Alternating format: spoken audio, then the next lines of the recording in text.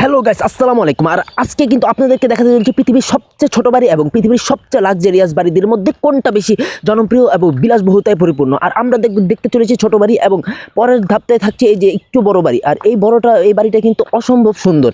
আর এই বাড়িটার মধ্যে কিন্তু এখন তালা দেওয়া আছে, কেউ থাকে না আপাতত। পরে আমরা কিন্তু ফুল ভিডিওতে পুরোটা দেখে এখন দেখবো মাটির বাড়ি। আর এই মাটির বাড়িটা কিন্তু অনেক অনেক অনেক বেশি লাক্সারিয়াস মোটামুটিভাবে, কারণ আগের কালের মানুষ কিন্তু এই মাটির বাড়ি পছন্দ করতো। আর এরপরে আছে বিল্ডিং বাড়ির মধ্যে অল্প অল্প স্বল্প একটা বাড়ি। আর এই বাড়িতেই কিন্তু আছে বিভিন্ন রকম লোক। আর এই বাড়িতে কিন্তু থাকে এটা কিন্তু বেশি একটা লাক্সারিয়াস না, তবে এই বাড়িটা কিন্তু ওইটার থেকে আগেটার থেকে একটু বেশি লাক্সারিয়াস। আর এই বাড়িটার মধ্যে কিন্তু বিভিন্ন বিভিন্ন রকম অনেক উপকার পাবেন। আর ভিতরে কিন্তু অনেক সুন্দর। আর এই বাড়িটা বলে দোতলা বাড়ি। আর এই বাড়িটার মধ্যে কিন্তু আরো বেশি ভালো সুবিধা আছে। আর আপনারা কিন্তু অবশ্যই পুরো ফুল ভিডিওটা দেখবেন। ধন্যবাদ।